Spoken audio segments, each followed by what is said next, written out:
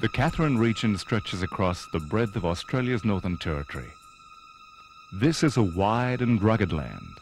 It's been called the Never Never, the land beyond beyond, a land where history and heritage are always travelling companions. This is a land where tomorrow just isn't good enough.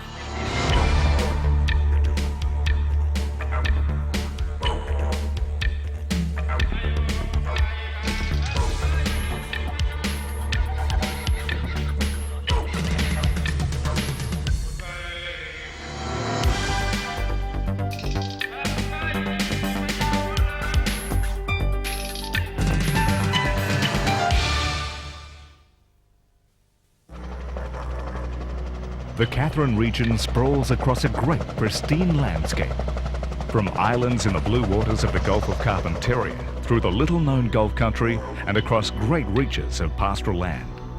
It takes in the bold sandstone escarpments of Arnhem Land, where a million wet seasons have carved gorges that snake picturesque through the red rock. It is a region of majestic tropical rivers running blue and peaceful under green pandanus for most of the year. The region extends all the way to the Western Australian border, where a rugged tumbled red landscape lasers under great boab trees. Throughout the region is an ever-present closeness to a people and culture coming from prehistory and still alive today. The heart of the Katherine Region is the growing township of Katherine. Close to town is one of Australia's most popular tourist destinations, the beautiful craggy landscape of Nitmiluk Katherine Gorge National Park. Katherine is central to all of Northern Australia. It is just a day-and-a-half drive to Alice Springs, a day's drive to Kununurra in Western Australia, a day to the Gulf country, half a day drive to Kakadu National Park, and only half a day to the city of Darwin and its international airport. Travel through the Katherine Region is comfortable and easy all year round, with main centres joined by quality sealed highways. Off the main highways, there are plenty of challenges for the four-wheel driving off-roader. Fishing is a popular attraction with the territory's famous barramundi ready for catching throughout the tropical river systems across the region. The Katherine Region is subject to tropical monsoonal weather conditions made up of a dry season and a tropical summer. The traditionally popular time for visitors is the dry, from April to October. The weather during this time is very pleasant, with maximum temperatures reaching the high 20s on the Celsius scale.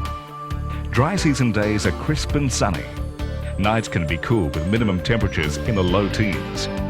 During the tropical summer, thunderheads build and thunder crashes. Life is breathed back into the dry landscape. The peaceful blue rivers of the dry become brown torrents. The gorges become thundering cauldrons as the waters race for the sea.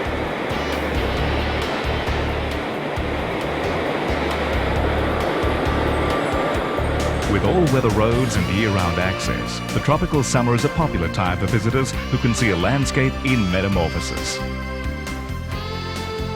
Come with us while we experience the Katherine Region. We'll travel with three groups of visitors. There's Kim, Amanda and James, who have travelled from Adelaide by coach and will be staying in budget accommodation. There's David and Helen and their two children. They've travelled to the region by four-wheel drive. And there's Ross and Sue, who have flown into Darwin's International Airport and have hired a car to fly drive the Katherine Region.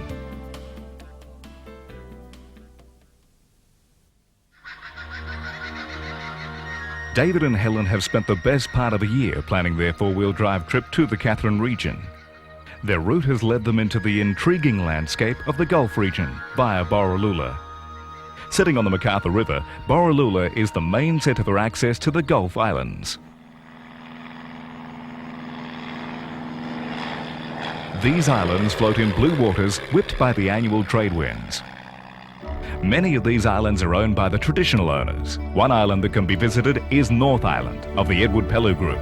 It has been called Barangi National Park. Here, rock sculptures stand out of the water. Secluded beaches are a camper's delight, and the fishing, well, seeing is believing.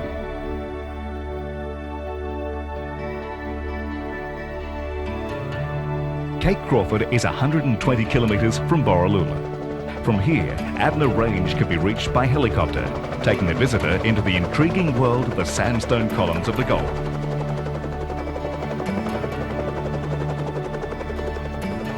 Experienced savannah guides will explain the area and its rich heritage. A four-wheel drive track runs from Cape Crawford through the Gulf to the Roper River.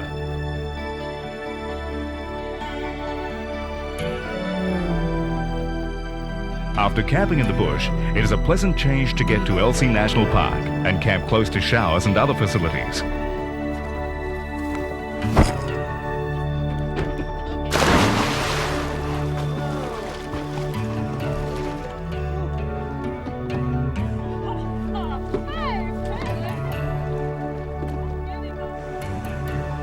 Here are the broad, beautiful reaches of the Roper River.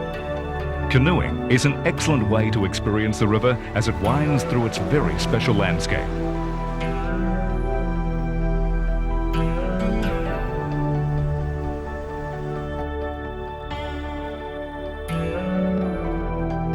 Further down the Roper on Elsey Station is a tour that shows another face of this river system.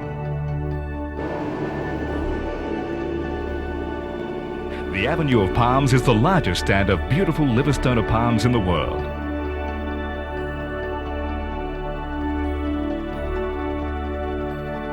The tour takes in the wetlands of Red Lily Lagoon, a good example of the lily-clad wetlands of the top end. Elsey National Park is near the little town of Mataranka. This is the first stop in the Katherine region for Kim, Amanda and James. Mataranka, around 100 kilometres south of Katherine on the Stuart Highway, is close to the headwaters of the Roper River, which is fed by crystal clear thermal springs. Barramundi feeding is a popular morning attraction. The clear waters of the thermal pools are a major attraction of Mataranka. Millions of litres of warm, clear water are fed into these pools daily and keep the Roper River flowing all year. The pools are part of Elsey National Park.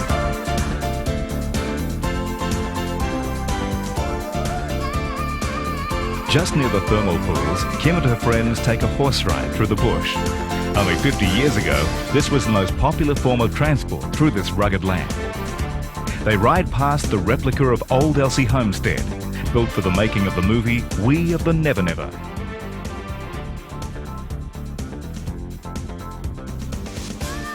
Mataranka has a number of motels, caravan parks and campground accommodation. As the sun sets, it's time to camp and time for household chores.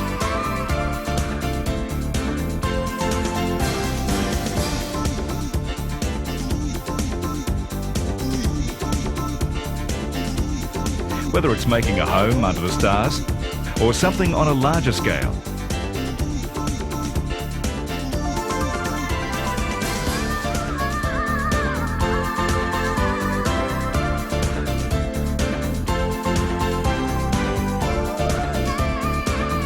A good dinner is followed by a night's entertainment. Here we go.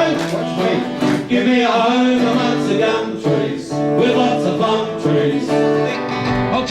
It might not be a city disco, but join in and the night becomes a lot of fun.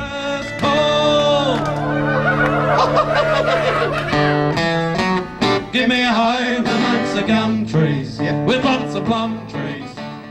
David, Helen and the children are also heading towards Katherine. On the way they stop in at Manyallaluk. This is about an hour's drive out of Katherine or Mataranka. This is one of the cultural tours available in the Katherine region. Once a cattle station, it is now owned by the Aboriginal community, who have opened up to tourism and are happy to share their culture with interested people. Aboriginal artists display their work to visitors, experience traditional basket weaving, and practical lessons in spear throwing, skills that some pick up quicker than others. Sorry, Mommy. This is how fires were lit in the days before matches. And a walk in the bush with an ongoing explanation of trees and shrubs used for food and medicine. Manyallaluk has camping facilities. The next day, it's an easy drive to Katherine, where there is a wide choice of campgrounds and excellent caravan park accommodation. Katherine is the hub of the Katherine region, and it's the next stop for Kim, Amanda and James. Here, there is a modern and friendly visitor centre where trips and visits to attractions can be planned. The travellers are helped with accommodation and some of the highlights to be seen around Katherine. There are several festivals and events in the Katherine region throughout the year, and the visitor centre is the place to find out when these are on. Visitors can also get the latest information on road and track conditions here. Ross and Sue have flown into Darwin, hired a rent-a-car and drive towards Katherine. On the way, they visit the Daly River, known for its fishing and art. Douglas Hot Springs are a great place to cool down in tropical surroundings. Travelling south, there is a fine example of the old territory at Grove Hill Siding. Once a railroad siding, it is now an example of corrugated iron architecture, giving a taste of the way things were. Pine Creek is the heart of the Top End's gold country. Pine Creek has been a gold centre for more than a century and was an important station on the old railway. The North Australia Railway was closed down in 1976.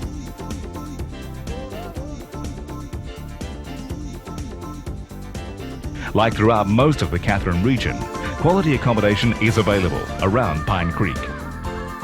Ross and Sue book into this resort, which has been built on a station just out of town.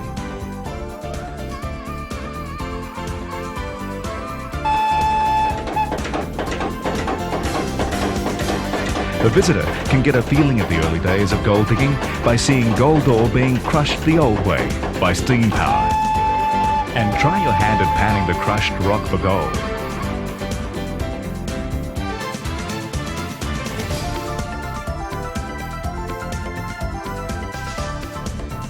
Ross and Sue appreciate a beautiful sunset, followed by a meal under the magic of territory skies.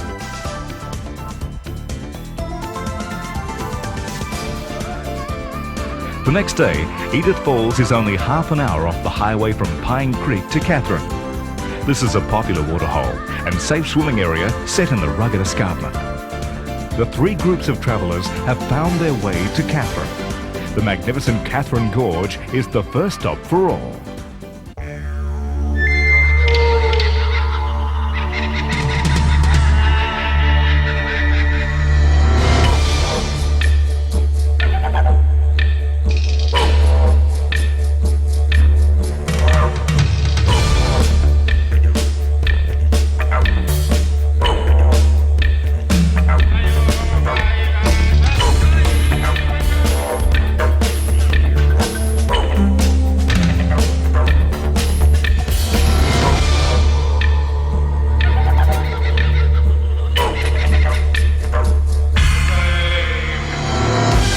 Close to the town of Katherine is the jewel in the crown of the region, Nitmaluk Katherine Gorge National Park.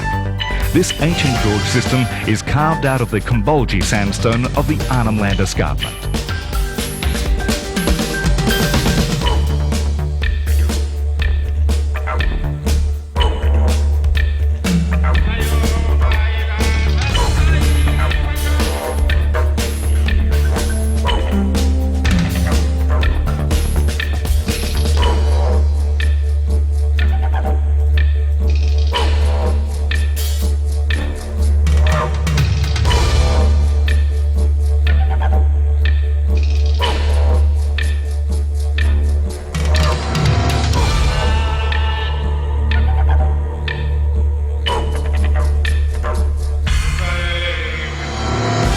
The gorge can be experienced by boat tour, by air, bushwalking and canoeing.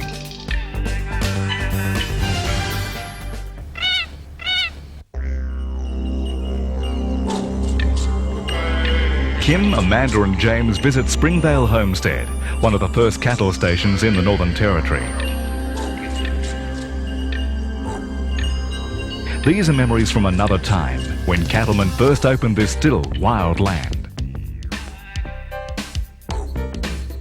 There is an excellent museum that holds a lot of interesting history, including the little plane used by Clyde Benton, the original Flying Doctor. Ross and Sue visit a century-old corrugated iron building that promised shelter when, to the early explorers and settlers, this was a dangerous land. Today, this old store is now an art and craft gallery. In Katherine, there is a good selection of shops and galleries. At the low level, the clear waters of the Katherine River flow through a pleasant picnic ground.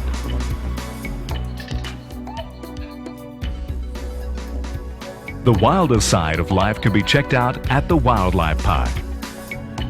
Or possibly, you can be checked out by the wildlife. On the Katherine River, there's a chance to come to close terms with a crocodile. The tour boat heads along the Katherine River into the tropical night, a beautiful experience in itself. And there are crocodiles, freshwater ones. They seem pretty friendly coming up for a snack from the tour guide. But crocodile yarns by the campfire still send a shiver down your back, but it's all part of the excitement in visiting the tropical north.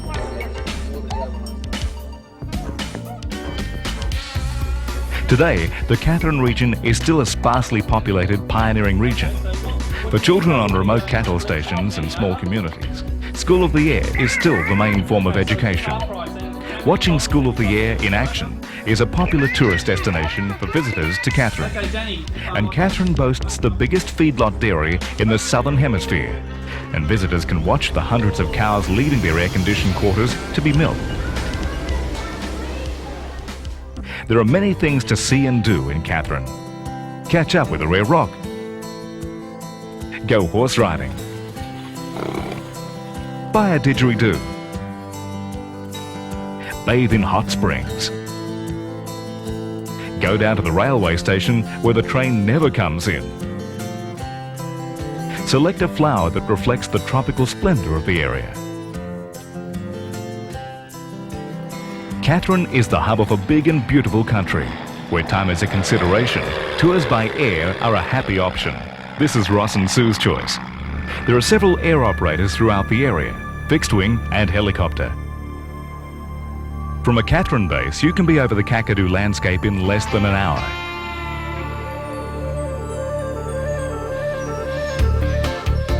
Katherine Gorge is within minutes. The western half of the territory can be seen in a day tour. The Victoria River, Red Ranges, Gorges, National Parks, and the Pinkerton Ranges. Even the Bungle Bungle region of Western Australia can be seen in a day tour from Katherine. David, Helen and the family decide to travel west from Katherine along the Victoria Highway. They cross the Victoria River where accommodation and camping are available. The little township of Timber Creek settles in a valley half a day's drive from Katherine. Here, there is access to the magnificent Victoria River, famous for its fishing. Here are remnants of history, when Timber Creek was the depot, the landing place for supplies for the great stations that were built along the river. The Victoria is one of the biggest river systems in northern Australia. It collects water from the entire northwest quarter of the Northern Territory. During the tropical summer, it flows in great torrents, and its width can be measured in kilometres.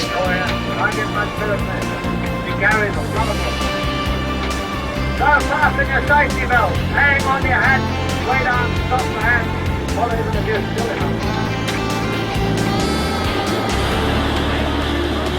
A tour from Timber Creek allows a visitor to experience the Victoria River.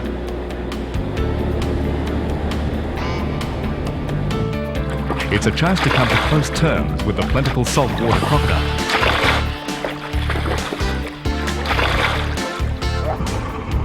And cheeky kitehawks steal the croc's tidbits right from under his jaws. A cup of tea and a didgeridoo lesson finish a morning's experience on a river that runs still as it has for many thousands of years and has not yet felt the yoke of human development. Today, Gregory National Park preserves sections of the Upper Victoria. Bulleta Station is within the National Park, a good example of how cattle stations were when this was an untamed land. Keep River National Park lies along the Western Australian border. This park protects an excellent example of an East Kimberley landscape. Grouchy boabs reign in valleys hewn out of red pudding stone, sandstone made out of ancient riverbeds through which river stones have been scattered like a great plum pudding. Aboriginal art tells of the Dreamtime creation and the daily lives of the people who have lived in this country for many thousands of years. Crazily eroded buttresses make up formations like city streets. This refreshingly alien world is about 6 hours comfortable drive from Katherine.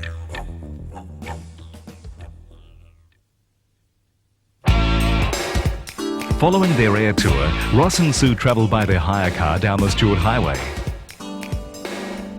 Close to Katherine, they visit the Kata Caves.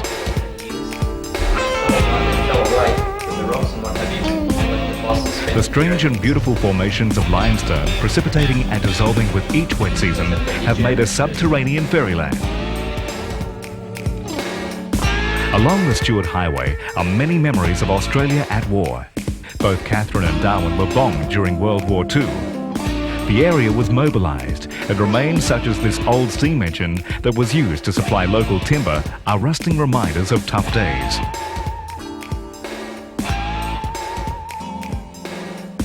Travelling south, there is a museum and a gallery. Here, art and craft tell the story of the landscape and the people of the area. Many visitors, while travelling down the track, feel the relaxing salve of the Never Never. At Elsie Cemetery are the graves of the people written about by Jeannie Gunn in her book We of the Never Never. It was a hard life here for a lone woman at the turn of the century.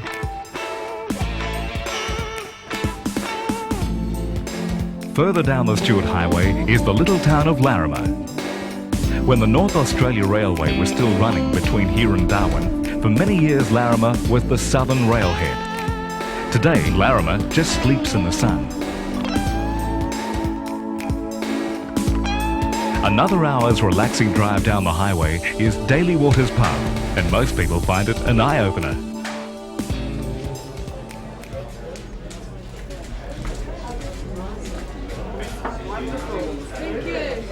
There's probably few better places on the Stewart Highway for a cold beer on a hot day.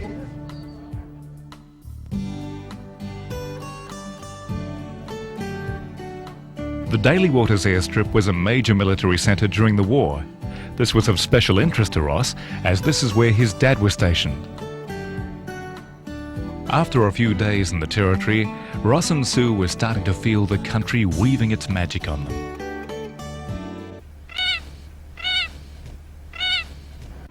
We've travelled through the Katherine region, seeing it with eyes of different people. Katherine is the hub of a region that is unique in the world. There is so much to do: bushwalking, horse riding, canoeing, four-wheel driving, fishing, Aboriginal culture and corroborees, outback tours, boat tours, air tours, shopping and relaxing. Whether your needs are simple or sophisticated, Katherine has the services to make a holiday great. 1,000 things to see and do, plus the peace that can only come from this great unsettled land. The Katherine region offers so much that is fast becoming lost in more settled areas. Come and find your place in adventure territory. Remember, if you never go, you'll never know.